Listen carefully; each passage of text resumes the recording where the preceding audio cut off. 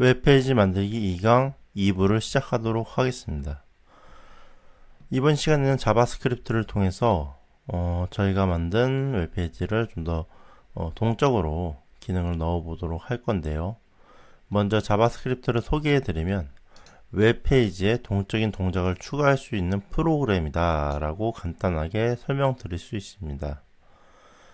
이 자바스크립트가 생각보다 난이도가 있어서 전문 서적을 구매해도 어려운 경우가 많아요. 그래서 저 같은 경우에는 패스트 뭐뭐뭐라고 하는 웹사이트에서 웹 프론트엔드 개발 인강을 수강하는 것도 좋은 방법이라고 생각이 들어서 추천해 드리고요. 다만 실습을 하지 않으면 인강이든 책이든 다 소용이 없습니다. 이 영상을 보시고 패스트 땡땡땡이나 아니면 책으로 꼭 실습을 같이 진행하시기를 추천드립니다. 자바스크립트를 간략하게 소개해드리면 변수 선언이라고 해서 변수라는 개념이 존재하는데 이제 앞으로 제가 설명드리는 것들이 와닿지는 않을 거예요. 그래서 이번 2강 2부를 이후로 우리가 만든 웹페이지를 배포를 한 다음에 자바스크립트만 따로 강의를 만들 생각입니다. 그때 자바스크립트에 대해서 좀 더 깊이 알아가도록 하고요. 일단은 받아들이는 데에만 집중하시고 쭉 들으시면 되겠습니다. 변수 선언이라고 해서 어떤 데이터를 담는 공간을 만들게 되는데 저희는 렛만 사용할 겁니다. 바도 있고 콘스트라는 것도 존재하지만 간단하게 웹페이지를 만들기 위해서 일단 렛만 쓰도록 하겠습니다. 렛은 선언된 직후부터 유효하고 그 전에 선언된 이후니까 선언되기 전에는 변수가 유효하지 않아서 쓸 수가 없어요. 그래서 렛이 선언되기 전에 변수를 사용할 수 없다라고 적은 거고요. 해당되는 블록 내에서 유효하다고 했는데 예를 들어서 조건문에서 렛을 선언하면 그 조건문 안에서만 유효하다 이렇게 받아들이시면 될 수 있습니다. 이렇게 받아들이면 되겠습니다. 변수명이 중복이 될 수는 없고요. 변수명이 중복이 되면 에러를 출력이 되니까 그 부분은 쉽게 디버깅이 가능합니다.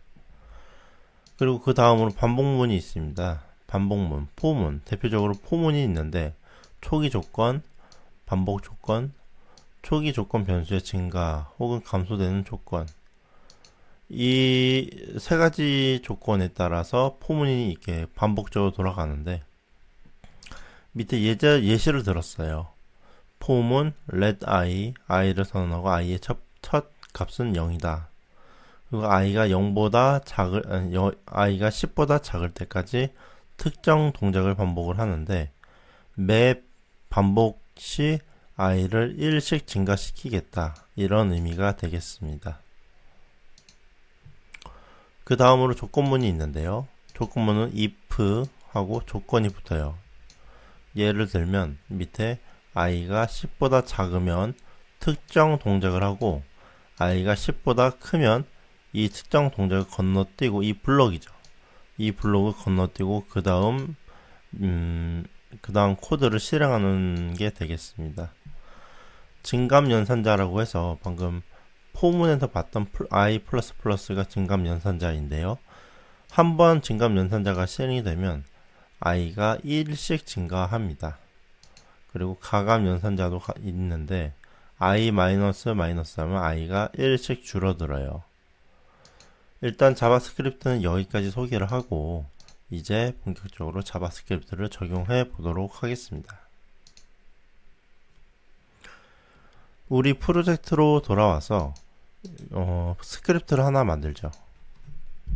이름은 script.js라고 할게요. 만들고 이제 index.html에 가서 헤더 부분에 스크립트 src 그리고 script.js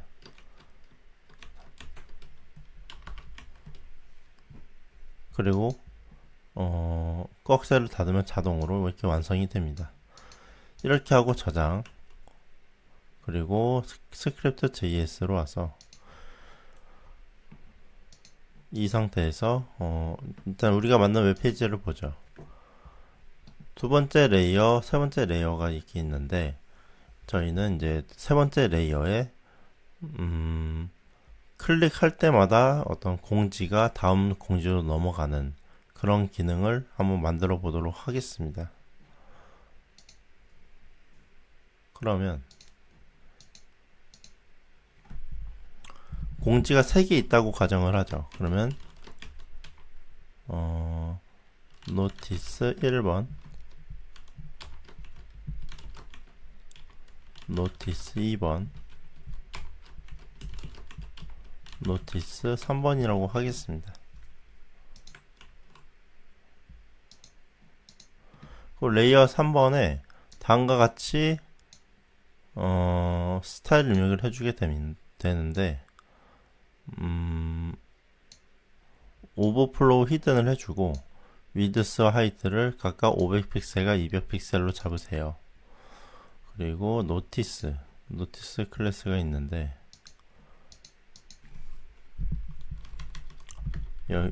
각각의 노티스 1, 2, 3에 클래스를 노티스라고 지정을 해줍니다.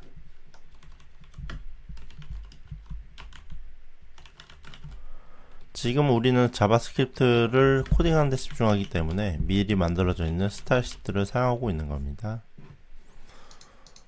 입력을 하고 저장.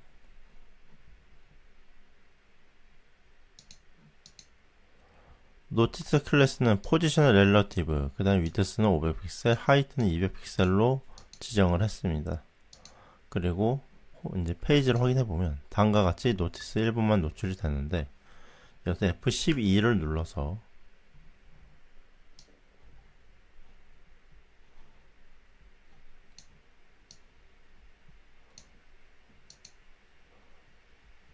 레이어 3번에 각각 마우스 커서를 위치시키면 이런 식으로 밑으로 차례차례 쌓이게 되는 구조가 됩니다.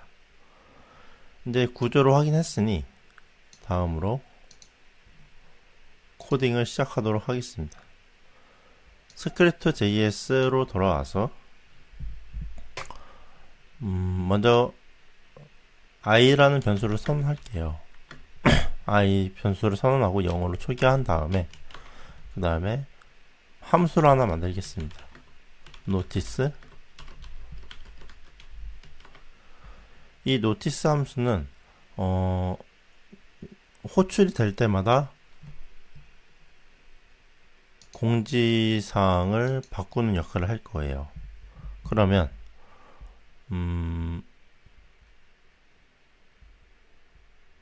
공지사항이 총 3개죠. 그러면 let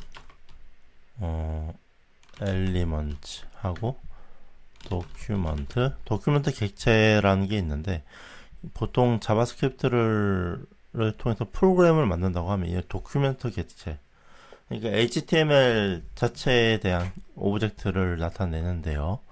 이 오브젝트에 대한 접근을 많이 합니다. 그러면 document.query selector all. 왜 쿼리 셀렉터 올이냐면, 이 쿼리 셀렉터는 우리가 스타시티에서 선택자라고 해서 설명을 들었습니다. 이 선택자를 쿼리 셀렉터 올하고 .notice라면 노티스 클래스에 대한 모든 엘리먼트들이 반환이 됩니다. 그리고 포문을 돌리겠습니다. 포문 j는 0부터 j가 length보다 작을 때까지, 이쪽은 띄어쓰고, 그리고 j가 1씩 증가하도록 하겠습니다. 이 상태에서 let하고 탑이라는 속성이 있어요. 스타일 시트에. 그러면 element.style, 탑이라는 속성을 가지고 오기 위해서 탑 이렇게 입력을 하고, 그 다음에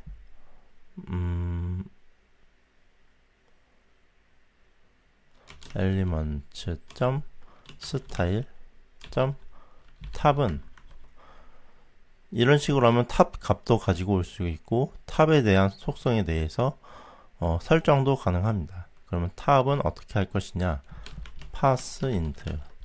아마 탑을 가지고 오게 되면 0, 예를 들면 0px라고 해서 0 문자열이 날라오는데 pass int라면 px 문자열이 날아가고 정수만 남아서 숫자로 변환을 해주는 역할을 합니다. 그러면 탑, 일단은 쭉 코딩을 해보겠습니다.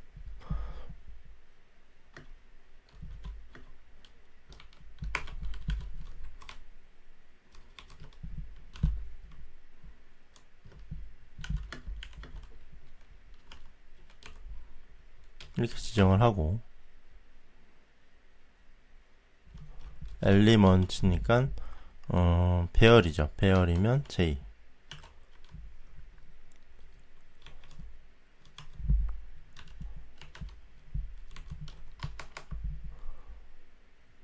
이렇게 되면 노티스가 호출될 때마다 공지사항들이 위쪽으로 한 칸씩 밀려나면서 교차돼서 보이겠죠. 그러면 여기서 하고 그 다음에 i를 증가시켜 줍니다. 그리고 if i가 2보다 크다면 포문으로 공지사항의 위치들을 초기화시켜 주도록 하겠습니다.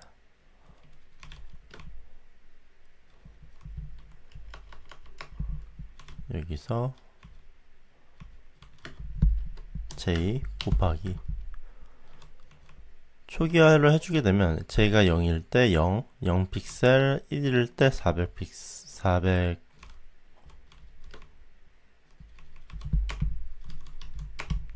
1일 때 400픽셀, 2일 때 800픽셀이 될 겁니다. 이렇게 하고 그 다음에 i는 다시 0으로 초기화를 해주도록 하죠. 이렇게 저장을 하고, 그리고 이제 이 노티스라는 함수를 호출을 해야 기능이 작동을 하게 되는데 이 부분이 이제부터 중요해요. 그러면 윈도우 객체를 써보겠습니다. 윈도우 객체도 도큐멘트 객체와 같이 많이 쓰이는 객체인데요. 이 윈도우 객체에 대해서는 구글에 검색해 보시면 훨씬 자세히 나와 있으니까 꼭 도큐먼트와 윈도우 객체를 검색해서 숙지해 주시면 더 좋을 것 같아요. 그러면 on 점하고 on 로드 하고 화살표 함수라고 있는데 여기에 화살표 함수 뭐 매개 변수 2가 들어갈 수도 있고 뭐 그런데 일단 간단하게 사용하겠습니다. 윈도우.on 로드는 페이지가 모두 로드가 됐을 때 호출이 된다는 뜻인데요. 이렇게 화살표 함수로 로드 됐을 때 실행된 함수를 지정한 다음에 여기서 이벤트를 추가하도록 하겠습니다. 그러면 document.query selector 우리는 어떻게 할 거냐면 레이어 3번에 이벤트를 추가할 겁니다. add 이벤트 listener 하고 타입은 클릭으로 하죠. 클릭 그 다음에 리스너라고 하면 함수를 등록해 주면 돼요. 그러니까 이렇게 화살표 함수를 똑같이 들어갑니다. 클릭했을 때 노티스가 호출이 된다. 그러면 모든 코딩은 끝났습니다. 저장하고 페이지로 돌아와서 클릭해 보겠습니다. 안되고 있죠. 개발자 도구를 켜서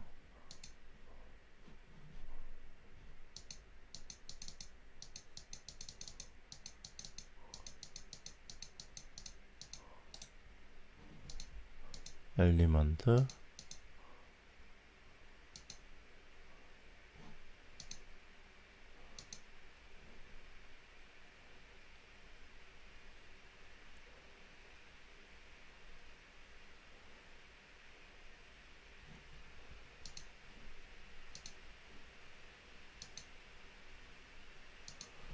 각각 노티스에 다음을 설정하도록 하겠습니다. 스타일 탑은 0픽셀,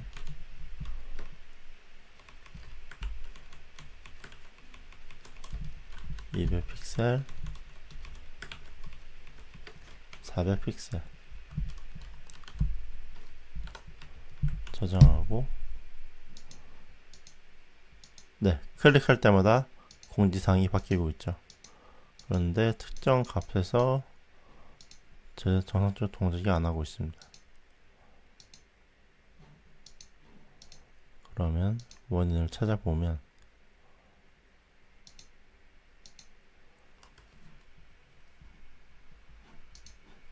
새로 고침,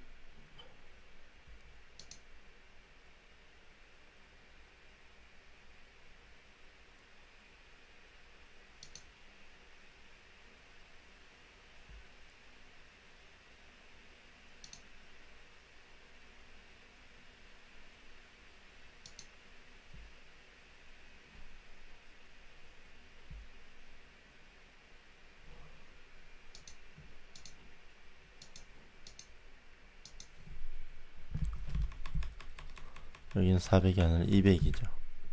저장하고 다시 한번 클릭. 이제 정상적으로 공지사항이 바뀌고 있죠. 이런 식으로 자바스크립트를 사용하면 공지사항이나 아니면 기타 동적인 동작들, 여러분이 생각하시는 모든 것들, 이제 구글 시트를 보면 엑셀도 만들 수가 있고 파워포인트도 만들 수 있고, 다만 난이도가 높겠죠. 그런 식으로 자바스크립트가 들어가게 됩니다. 개발자 콘솔을 닫고, 이대로 두면 너무 밋밋하니까 이제 조금 꾸며 보도록 하겠습니다. 스타일로 가서 레이어 1번, 두 번째 레이어와 세 번째 레이어에 패딩을 한번 줘보도록 하겠습니다. 패딩 20픽셀, 패딩 20픽셀 저장하고 확인해보면 좀 문제가 있네요. 그러면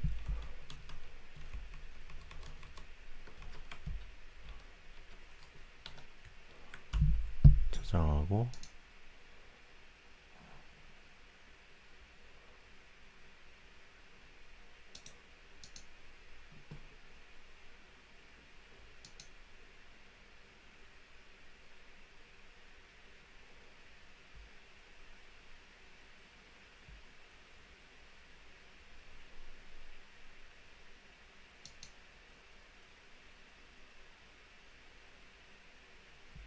패딩을 줬으니까 노티스의 위드스를 500이 아니라 480으로 주겠습니다.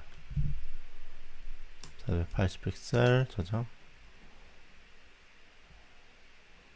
레이어 3번이 522픽셀이 잡히는데 패딩이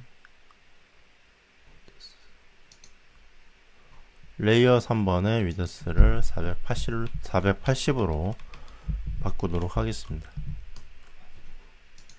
네, 그럼 됐죠. 이런 식으로 하고요. 버튼, 이번에는 두 번째 레이어의 하이트를 150으로 줄이겠습니다. 저장하고 확인하고, 이제 버튼에도 뭘 넣어야 되는데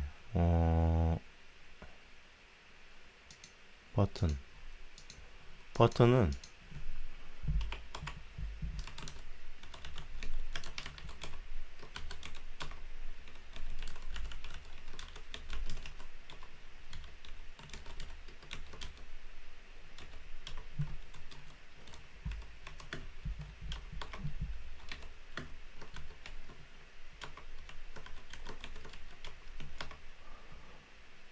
간단하게 얼러트를 띄우도록 하겠습니다.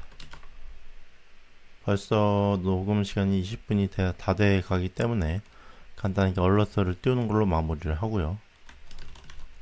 안녕하세요 를 입력하고 저장, 그리고 버튼을 눌렀을 때 안녕하세요가 뜹니다. 그리고 이제 이렇게 두면 좀 심심하니까 스타일 시트에 가서 레이어 3번은 클릭할 수가 있죠. 레이어 3번은 클릭할 수 있으니까 마우스 커서를 조금 바꿔보도록 하겠습니다. 커서 점 포인터. 그리고 버튼도 마찬가지로 커서의 모양을 바꿀 건데 포인터로 바꾸겠습니다. 저장하고 갖다 대면 커서의 모양이 바뀌었죠. 네. 그러면 이 강은 여기서 마치도록 하겠고요. 이제 다음 시간은 배포를 할 건데요. 배포를 하고 그 시간이 끝나면 이제 자바스크립트에 대해서 본격적으로 알아보는 시간을 가지겠습니다. 자바스크립트를 공부하면서 어렵다고 포기하지 마시고요. 저도 자바스크립트를 책으로 먼저 공부를 했어요. 책으로 먼저 공부를 하고 그 다음에 스터디도 하고 그리고 이제 실무 경험을 쌓으면서 이제 많이 익숙해지고 그런 면도 있었습니다. 꾸준히 하는 게 중요하니까 절대 포기하지 마시고 자바스크립트만 잘하면 그것만으로도 경쟁력이 많이 세지게 되거든요. 자바스크립트만 잘해도 요즘에 이제 AI 교과서 때문에 이제 웹 컨텐츠 개발자를 많이 모집을 하는데 거기도 자바스크립트 스크립트를 작성하는 능력을 많이 보고 있습니다. 페이도 세고요. 그 부분에 동기부여가 돼서 열심히 자바스크립트를 공부하셨으면 좋겠습니다. 그러면 2강 2부는 여기서 마치도록 하겠습니다. 감사합니다.